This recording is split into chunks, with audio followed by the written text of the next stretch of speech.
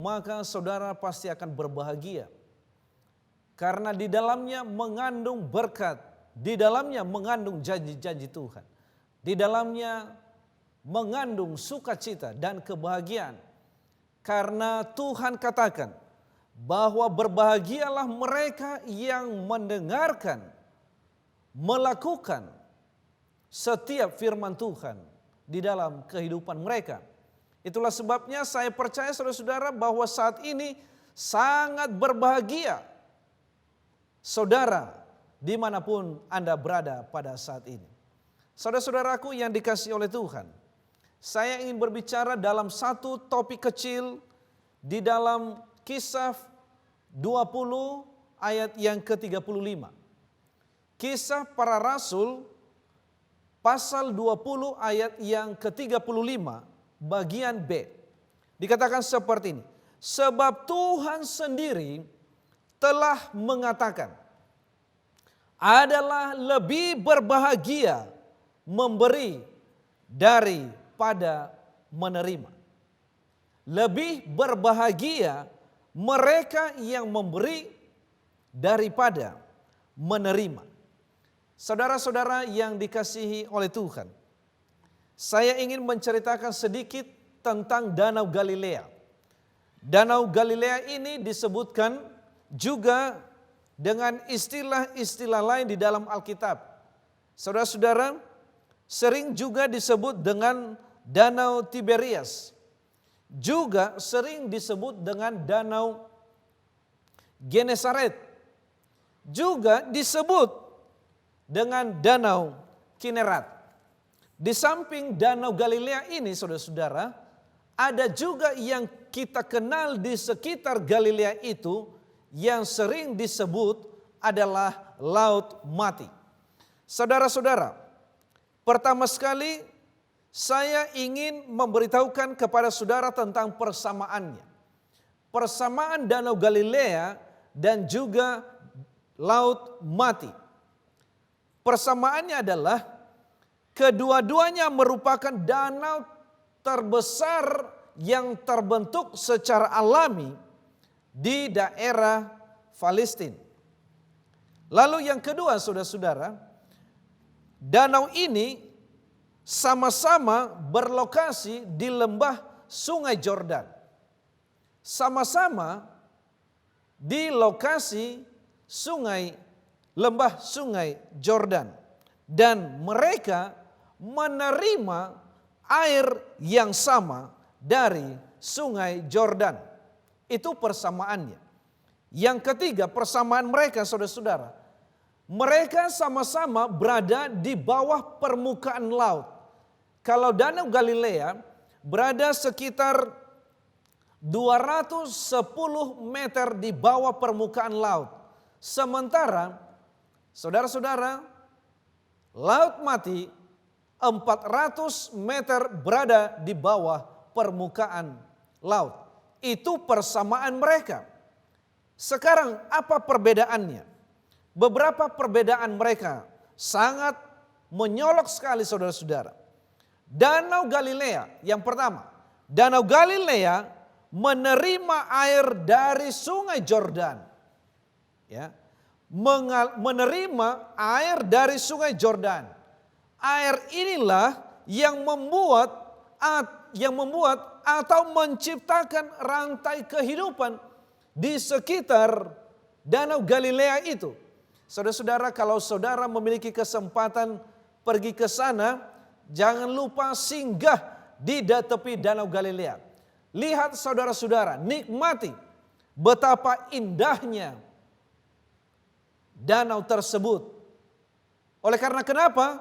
Karena di samping, di pinggir-pinggir pantai keliling danau tersebut tumbuh berbagai jenis tumbuhan. Sudah jelas kalau tumbuhan akan tumbuh di sana, maka hewan-hewan yang lainnya, burung-burung akan datang ke sana. Dan itu menciptakan keindahan. Baik di hadapan orang-orang yang ada di sekitar situ, maupun mereka yang datang untuk melihat tentang sejarah Danau Galilea ini. Sementara saudara-saudara, Laut Mati menerima air dari Sungai Yordan, tetapi tidak mengalirkannya. Ia hanya menerima sungai tersebut, air sungai tersebut dari Sungai Yordan, tetapi tidak mengalirkannya. Ia hanya menampung saja, saudara-saudara. Saudara-saudara, saya rindu juga saudara akan pergi ke sana untuk melihat bahwa di sekitar sungai atau Laut Mati itu tidak ada tumbuhan sama sekali, saudara-saudara. Kenapa? Karena tidak bisa hidup di sana. Tidak ada kehidupan di sana. Sementara di Danau Galilea tadi banyak sekali jenis tumbuhan-tumbuhan yang muncul. Dan bukan hanya itu saja.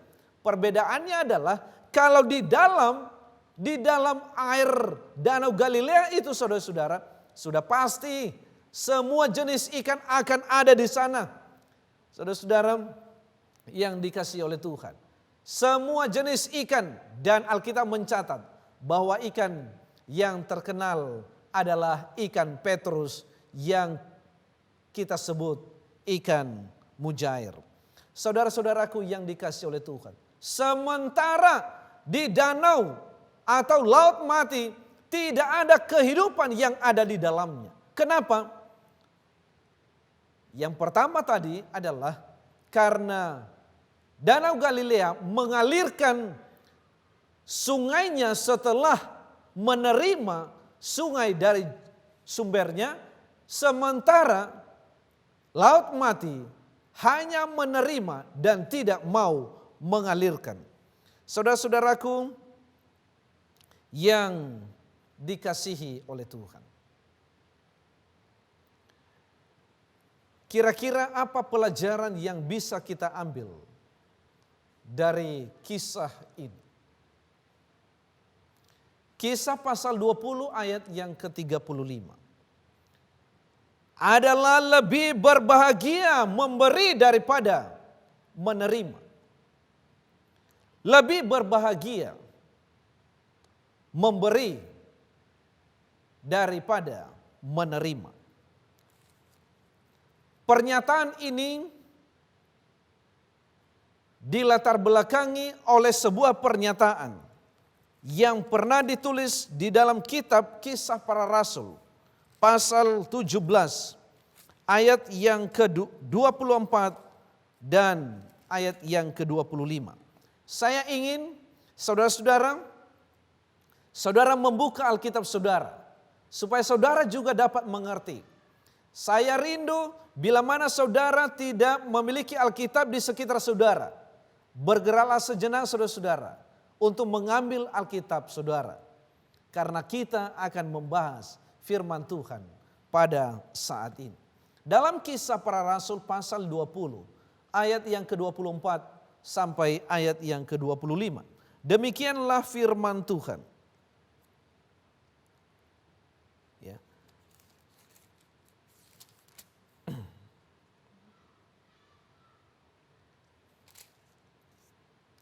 Allah yang telah menjadikan bumi dan segala isinya. Ia yang adalah Tuhan atas langit dan bumi. Tidak diam dalam kuil-kuil buatan tangan manusia.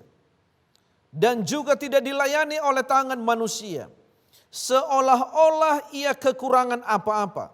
Karena dialah yang memberi hidup dan nafas dari segala sesuatu kepada semua orang.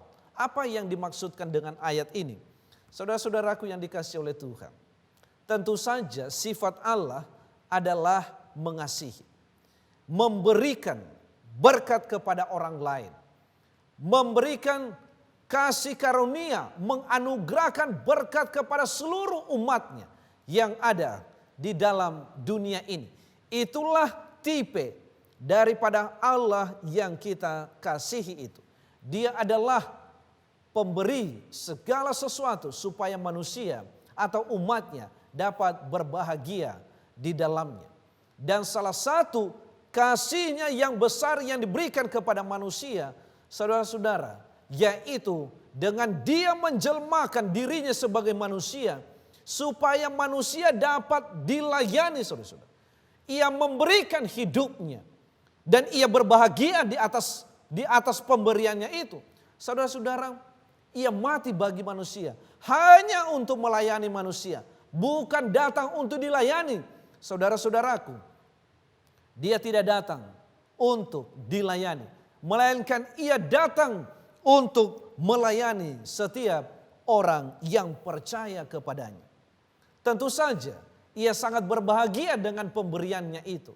Ia menikmatinya karena ia percaya bahwa setelah kematiannya di atas kayu salib, ada banyak umat-umat Allah yang mau, saudara-saudara, percaya kepadanya, menerimanya sebagai Tuhan dan Juru Selamat pribadi mereka masing-masing.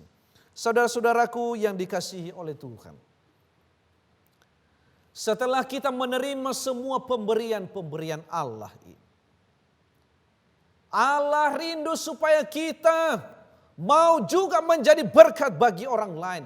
Itulah sebabnya ia mau supaya kita mempersembahkan hidup kita kepadanya, saudara-saudara, supaya menjadi berkat bagi orang lain. Dalam Roma pasal 12 ayat yang pertama sampai ayat yang kedua, Tuhan katakan, aku telah mempersembahkan hidupku kepadamu, maka sekarang saya rindu juga engkau mempersembahkan dirimu kepadaku, supaya itu menjadi persembahan yang hidup, yang kudus di hadapan Allah. Saudara-saudaraku yang dikasihi oleh Tuhan, lebih berbahagia jika kita memberi daripada kita menerima. Pada suatu kali, pengalaman dalam penggembalaan kami, saudara-saudara, suatu kali seorang mahasiswa datang ke rumah, tinggal beberapa waktu di rumah. Lalu saudara-saudara, pada saat ia pulang, kami memberikan sesuatu kepadanya untuk membantunya. Namun tidak seberapa, tapi itulah kemampuan yang bisa kami lakukan untuk membantunya. Tapi saudara tahu apa yang terjadi pada saat ia pergi, lalu dia menelepon kami, saudara-saudara. Dia katakan, Bapak Pendeta, terima kasih atas bantuan yang telah diberikan kepada saya. Terima kasih. Saya katakan sebagai gembala, anakku, adekku, jangan kamu telepon saya mengucap terima kasih kepada saya. Siapalah saya ini? Saya adalah manusia biasa yang tidak memiliki apa-apa. Saya tidak memberikan banyak kepadamu. Saya katakan bersyukurlah kepada Tuhan. Berdoalah kepada Tuhan. Dan berdoa jugalah kepadaku. Saudara-saudara, setelah dia bertelepon seperti tidak merasa puas. Lalu ternyata orang tuanya ada di sampingnya. Dia katakan, Pak Pendeta, saya punya bapak mau berbicara kepada Bapak Pendeta. Lalu diberikanlah telepon itu. Lalu saudara-saudara, kami berbicara. Setelah kami berbicara, dia katakan, Pak Pendeta, terima kasih atas apa yang engkau berikan kepada anak kami. Saudara-saudaraku yang dikasihi oleh Tuhan, langsung secara spontan saya menangis, saudara-saudara. Berpikir, Tuhan, apa yang saya bisa, apalah saya ini manusia biasa. Saya tidak memberikan apa-apa, saudara-saudara. Bukan karena saya sedih, saya menangis bukan karena saya sedih. Saya menangis, saudara-saudara, bukan karena saya kecewa.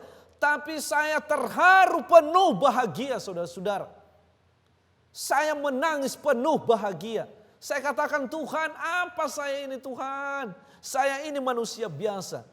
Hamba Tuhan yang penuh dengan kekurangan-kekurangan ini. Saya tidak memberikan kepada orang lain begitu banyak. Hanya sedikit, Tuhan. Tapi siapalah saya ini? Saya tanya kepada Tuhan. Saudara-saudaraku yang dikasihi oleh Tuhan. Setelah berbicara kepada bapaknya, lalu telepon itu diberikan kepada anaknya kembali. Tapi saudara tahu, dia katakan, Pak Pendeta, mama saya juga mau berbicara. Aduh, tambah menangis saya. Saya katakan, Tuhan, apa yang terjadi dengan hidupku ini? Siapa saya, Tuhan? Lalu berbicara kepada ibunya yang ia kasihi. Saudara-saudara, kami lama berbicara hanya untuk menyampaikan rasa terima kasih kepada saya. Lalu istri saya mulai juga menangis di samping saya, saudara-saudara, karena terharu mendengarkan apa yang mereka katakan. Padahal kami merasa, Tuhan, apa yang kami berikan ini tidaklah cukup, Tuhan, untuk membantu orang ini. Tetapi kami percaya bahwa ini sangat bermanfaat kepadanya. Saudara-saudaraku yang dikasihi oleh Tuhan, benar-benar kami menangis bukan karena kekecewaan. Kami menangis bukan karena kami mengharapkan supaya ada balasan, saudara-saudara. Tidak, saudara-saudara. Tapi kami menangis oleh karena kami sangat berbahagia ketika kami memberi, saudara-saudara. Berbahagia, saudara-saudara. Bukan supaya kami disanjung, tidak, saudara-saudara. Tapi supaya nama Tuhan dapat dipuji dan dimuliakan. Kami berdoa terus kepada Tuhan. Tuhan, keluarga saya berdoa terus kepada Tuhan. Saya katakan kepada istriku, apalah kita ini manusia biasa. Tidak punya kelebihan, tidak punya apa-apa, tidak punya uang. Tapi marilah kita menjadi berkat bagi orang lain. Mari kita menjadi berkat bagi orang lain. Karena ternyata saudara-saudara, lebih berbahagia memberi daripada menerima dari orang lain. Saudara-saudaraku yang dikasihi oleh Tuhan. Kalau saudara telah diberkati dalam kehidupan saudara. Saudara telah mendapatkan kesuksesan. Saudara telah mendapatkan pendidikan yang tinggi.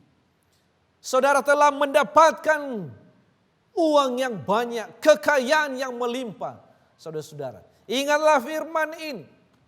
Ingatlah baik-baik firman Tuhan ini, bahwa lebih berbahagia orang yang selalu memberi daripada menerima. Saudara-saudaraku yang dikasihi oleh Tuhan, kami sangat berbangga karena Tuhan memakai kami sebagai saluran berkat bagi orang lain. Bapak, Ibu, saudara-saudara dimanapun Anda berada. Beberapa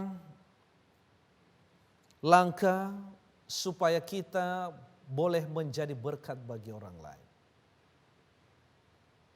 Untuk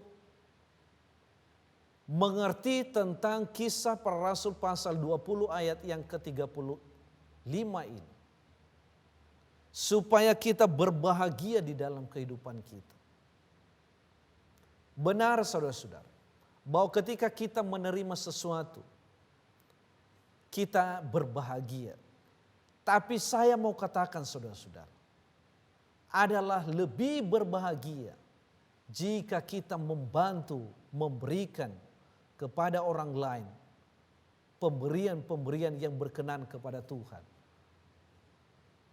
Jika itu berarti bagi mereka.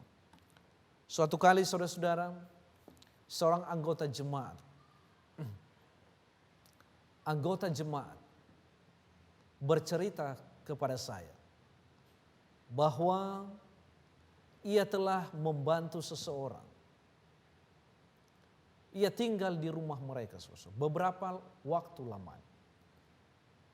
Lalu ketika anak itu terus bertumbuh terus menerus. Lalu apa yang terjadi kepada anak ini? Anak ini menjadi orang yang berhasil. Tentu saja dalam perjalanan kehidupannya, ia tidak pernah melupakan anggota ini. Orang yang telah mengasuhnya, orang yang telah membantunya, orang yang telah menjadikannya sebagai orang yang berhasil. Saudara-saudara, ia tidak pernah melupakan.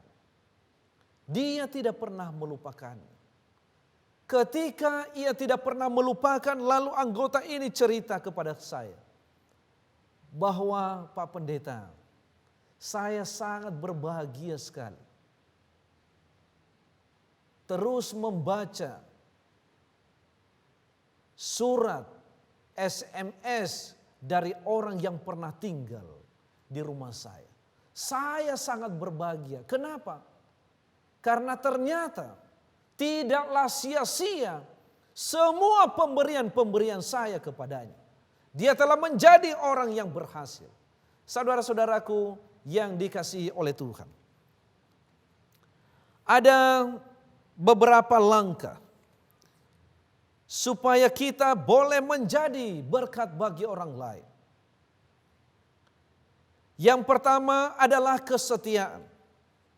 Hanya orang-orang setialah, hanya orang-orang yang setialah kepada firman Tuhan, orang-orang yang berbahagia. Kenapa saya katakan demikian, saudara-saudara? Karena dengan dia setia, maka ia bisa menerapkan, mengamalkan apa yang telah dipelajarinya. Saudara-saudara, hanya orang-orang setialah yang dengan sukarela memberikan pemberian kepada orang lain. Saudara-saudara, ada banyak orang yang ada di sekitar kita yang memerlukan bantuan kita. Ada banyak orang di sekitar kita yang memerlukan kepedulian dan kasih kita. Ada banyak hal-hal yang perlu kita perhatikan. Bukan saja saudara-saudara, saudara-saudara yang kita kenal, tetapi juga mereka orang-orang yang kita kenal. Saudara-saudaraku yang dikasihi oleh Tuhan. Kesetiaanlah membuat hati kita tergerak untuk mencintai saudara-saudara kita. Kesetiaanlah yang membuat kita mengerti dan memahami bahwa Allah telah lebih dahulu mengasihi kita. Lalu yang kedua, saudara-saudara, hal yang membuat kita bahagia bila mana kita loyal terhadap firman Tuhan yang kita dengarkan. Allah telah menetapkan semua apa yang terjadi di dalam dunia ini, saudara-saudara. Mungkin ada orang yang di sekitar kita tidak beruntung, tapi Allah mau memakai kita menjadi saluran berkat bagi mereka. Saudara-saudara, mengapa tidak kalau misalnya kita membantu orang lain, saudara-saudara? Allah mengharapkan kita supaya kita boleh mengerti tentang ini. Jika kita loyal kepada Allah yang kita sembah itu, maka kita juga loyal terhadap firman-Nya. Pada saat kita loyal terhadap firman-Nya, maka kita juga bersedia untuk mengasihi orang yang ada di sekitar kita. Lalu kemudian saudara-saudara, yang ketiga, Allah mengharapkan kita menjadi penurut-penurut firman Tuhan. Allah mengharapkan kita menjadi penurut-penurut firman Tuhan. Saudara-saudara, setiap firman Tuhan mestinya kita tidak perlu membantahnya. Ketika pekerjaan Tuhan memerlukan bantuan saudara-saudara, seharusnya seluruh umat-umat Tuhan bergandeng tangan untuk membantu pekerjaan Tuhan di mana saja. Kenapa? Karena di sana ada kebahagiaan, ada sukacita. Dan firman Tuhan telah mengatakan itu kepada saudara. Saudara-saudaraku, jika kita menurut firman Tuhan, saudara-saudara, dan percaya kepadanya, Tuhan katakan bahwa barang siapa yang menabur, ia akan menuai. Apakah semua pemberian-pemberian kita itu akan menjadi sia-sia belaka? Tidak, saudara-saudara. Janji Tuhan telah membuktikan kepada umat-umat percaya yang setia kepada Tuhan, bahwa bila mana mereka setia, bila mana mereka loyal, bila mana mereka menurut, bila mana mereka percaya kepada Tuhan dalam kesetiaan mereka, usaha pemberian-pemberian kita tidak berlalu begitu saja, melainkan itu akan menjadi berkat bagi diri kita sendiri, menciptakan sukacita, kedamaian di dalam jiwa kita. Saya percaya saudara-saudara bahwa kisah para rasul pasal 20 ayat yang ke-35 ini menjadi bagian dari hidup saudara. Saudara harus mencoba mencari jawaban dari setiap apa yang kita berikan itu. Oleh sebab itu saudara-saudara, oleh sebab itu, marilah kita menjadi berkat bagi orang lain. Karena lebih berbahagia orang yang memberi daripada mereka yang menerima. Tuhan memberkati kita semua. Saya ingin mengajak kita tunduk kepala dan kita berdoa. Bapa di dalam surga, Allah yang kami puji dan yang kami sembah, pengasih dan penyayang, Allah yang telah menciptakan dunia ini, Allah yang telah menjelma sebagai manusia dan menyerahkan nyawanya untuk kami supaya di dalamnya kami boleh berbahagia. Terima kasih Tuhan atas setiap pemberian-pemberian-Mu. Dan Engkau berfirman kepada kami saat ini supaya kami juga mendapatkan kebahagiaan itu. Dan salah satu caranya adalah dengan kami memberi bantuan. Apakah itu bagi orang lain? Apakah itu bagi pekerjaan Tuhan yang memerlukan bantuan orang lain?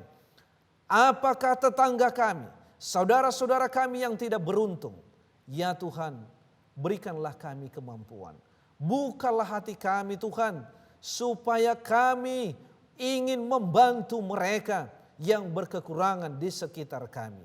Bapa di dalam surga, hal ini dapat kami lakukan bila mana roh kesetiaan, roh penurutan, loyalitas yang tinggi menjadi bagian kami, menjadi umat-umat Allah yang percaya kepada Yesus Kristus.